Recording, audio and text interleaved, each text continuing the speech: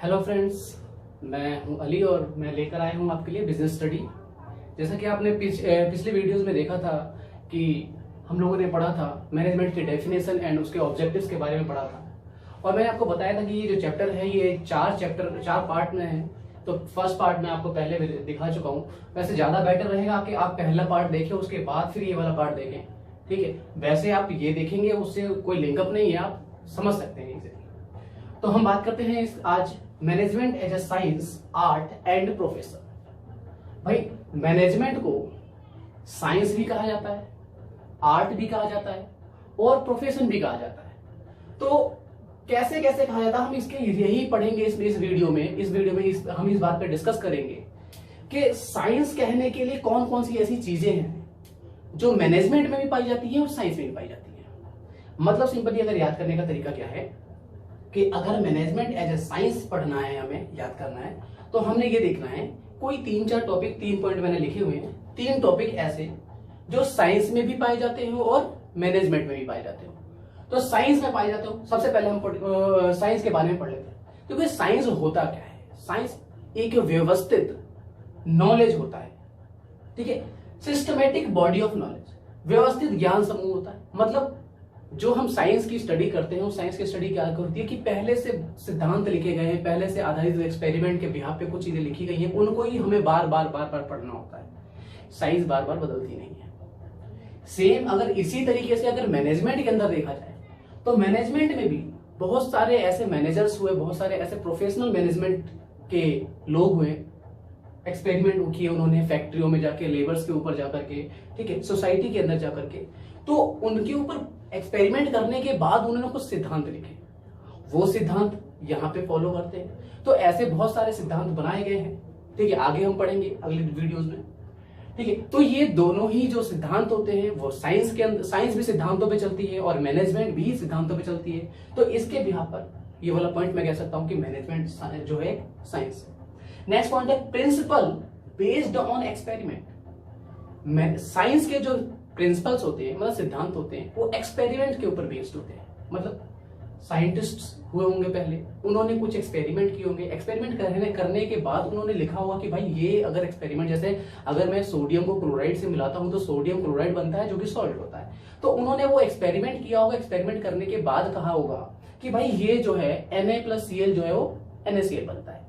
तो इसी तरीके से मैनेजमेंट के अंदर भी जो मैनेजमेंट के जो साइंटिस्ट हुए, उन्होंने जाकर के हर जगह पे इसके एक्सपेरिमेंट किए और एक्सपेरिमेंट करने के बाद उन्हें पता चला कि भाई अगर ऐसा एक्सपेरिमेंट करते हैं तो क्या असर पड़ता है। तो वो भी जो है बेस्ड ऑन एक्सपेरिमेंट है। Same point. अगला पॉइंट है आपका यूनिवर्सल वैलिडिटी। जिस तरीके से मैनेजमेंट के सभी सिद्धांतों को या मैनेजमेंट के जितने सिद्धांत होते हैं, मैनेजमेंट को किसी भी परिस्थिति में जो है अप्लाई किया जा सकता है, मतलब लागू किया जा सकता है। उसी तरीके से साइंस के जितने सिद्धांत होते हैं या साइंस होता है वो हर परिस्थिति में एक ही तरीके से काम करती है, जैसे मैनेजमेंट हर परिस्थिति में एक ही तरीके से काम करती है, ठीक है।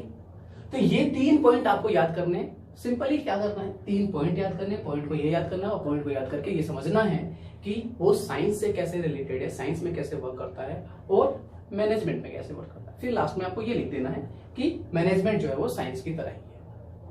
अगला पॉइंट है आपका मैनेजमेंट एज आर्ट, कला। तो भाई साहब पहले आर्ट के बारे में पढ़ते हैं दोस्तों। आर्ट होती क्या है?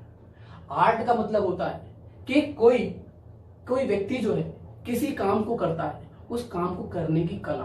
मतलब मैंने अगर किसी को काम दे दिया तो वो काम वो किस तरीके से करेगा, उसे कहते हैं काम को करने की कला। ये आर्ट है। तो इसके अंदर कोई ऐसे 3 पॉइंट देखेंगे हम, और वो 3 पॉइंट जो है मैनेजमेंट के अंदर देखेंगे। थ्योरेटिकल नॉलेज, सैद्धांतिक ज्ञान, किसी काम को कैसे करना है ये एक कलाकार को पता होता है। जैसे मैं किसी पेंटर को कहूं, आर्टिस्ट को कहूं, स्कल्पचरिस्ट को कहूं जो मूर्तियां बनाते हैं, वो उस मूर्ति को या उस पेंटिंग को किस तरीके से करेंगे उन्हें वो पता है, उसे कहते हैं थ्योरेटिकल नॉलेज। इसी तरीके से मैनेजमेंट के अंदर मैनेजर को ये पता है कि उसके काम को किस तरीके से परफॉर्म करना है। जैसे अगर मैनेजर को मैंने कहा कि भाई आपको ये जो मैनेजमेंट है, ठीक है, मैनेजमेंट आपको अगर मान लीजिए परचेज का काम करना है, तो परचेज का काम उसे अच्छे से पता है कि उसको किस तरीके से करना है। कोई सेल्स वाला है तो उसको सेल का पता है कि कितने अच्छे तरीके से करना है। ठीक है, अगला पॉइंट है पर्सनलाइज्ड एप्लीकेशन। पर्सनलाइज्ड एप्लीकेशन, व्यक्तिगत योग्यता। मतलब क्या हुआ, ये बहुत खास चीज है। मतलब क्या हुआ कि हर व्यक्ति अपनी योग्यता के हिसाब से काम करता है। मतलब कहने का ये हुआ कि जब आप किसी को काम देते हो, वही काम 10 लोग अलग अलग तरीके से करते हैं। मतलब ये हुआ कि सबका काम करने का तरीका अलग होता है। इसी तरीके से अगर मैनेजमेंट के अंदर हर मैनेजर का काम करने का तरीका अलग होता है, वो अपने सबॉर्डिनेट से, अपने जो नीचे काम करने वाले लोग हैं उनसे किस तरीके से बिहेव करके काम को निकलवाता है, सबका अपना अपना तरीका हो सकता है। तो इसके अंदर पर्सनलाइज नेचर होता है, हर व्यक्ति का अलग अलग नेचर होता है काम करने का। अगला है आपका based on practice and creativity, मतलब व्यवहार एवं रचनात्मकता पर आधारित। मतलब कहने का ये है कि जितना कोई व्यक्ति इसको करता जाता है उतना ही ज्यादा एक्सपीरियंस होता जाता है, मतलब उतना ही ज्यादा करने के तरीके में सुधार होता जाता है। जैसे अगर मान लीजिए कोई मूर्ति बनाने वाला है, वो जितना स्टार्टिंग से जैसे क्या उसने पहली मूर्ति बनाई होगी तो थोड़ी ढल भरी होगी, फिर धीरे धीरे धीरे इंप्रूव किया हुआ उसने। इसी तरीके से मैनेजमेंट के अंदर जो मैनेजर्स होते हैं, न्यू मैनेजर्स होते हैं, वो एक्सपीरियंस होते होते धीरे धीरे करके क्या है कि वो एक्सपीरियंस हो जाते हैं, बहुत अच्छे मैनेजर्स हो जाते हैं, मैनेजमेंट अच्छा करने लग जाते हैं। तो ये 3 पॉइंट हो गए जो कि आर्ट्स में पाई जाती है और मैनेजमेंट के अंदर पाई जाती है। इसलिए हम ये कह सकते हैं कि मैनेजमेंट जो है वो एक आर्ट है। लास्ट पॉइंट है हमारा profession. Management as a profession. पहले प्रोफेशन के बारे में पढ़ लेते हैं। प्रोफेशन है क्या? प्रोफेशन का मतलब होता है कि कोई ऐसा पेशा, जैसे टीचिंग, डॉक्टर्स, लॉयर्स, ये क्या है? पेशा है। तो अब हम इनके अंदर देखेंगे कि ऐसे 3 पॉइंट्स जो कि पेशा में भी पाए जाते हैं और मैनेजमेंट में भी पाए जाते हैं। सबसे पहला है आपका सिस्टमेटिक बॉडी ऑफ नॉलेज। इनको सिस्टमेटिक बॉडी ऑफ नॉलेज मतलब अगर आपको लॉयर बनना है तो एलएलबी करना पड़ेगा, डॉक्टर बनना है तो एमबीबीएस करना पड़ेगा, ठीक है, टीचर बनना है तो बीएड करना पड़ेगा। मतलब ये एक सिस्टमेटिक बॉडी ऑफ नॉलेज, आपको ये नॉलेज लेनी पड़ेगी, उसके बाद ही आप उस प्रोफेशन को उस प्रोफेशन में जा सकते हो। इसे कहते हैं systematic body of knowledge. Restricted entry, हर कोई एंटर नहीं हो सकता है। सॉरी, पहले इसको कंप्लीट कर देते हैं। सिस्टमेटिक बॉडी ऑफ नॉलेज, ठीक है। इसी तरीके से मैनेजमेंट के अंदर भी मैनेजमेंट कराने के लिए अलग से इंस्टीट्यूट है, मैनेजमेंट का कोर्स कराया जाता है, उसको करने के बाद ही आप मैनेजर बन सकते हो।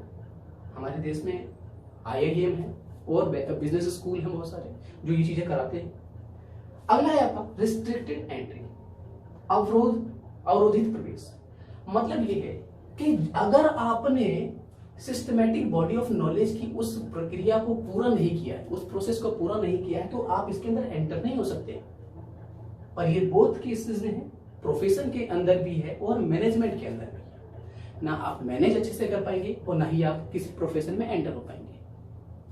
नेक्स्ट पॉइंट है प्रोफेशनल एसोसिएशन। इस पेशे को पूरा करने के लिए या मैनेजमेंट को पूरा करने के लिए, बनने के लिए, किसी प्रोफेशन में जाने के लिए, मैनेजर बनने के लिए आपको इस प्रोफेशनल एसोसिएशन से हो करके गुजरना पड़ता है।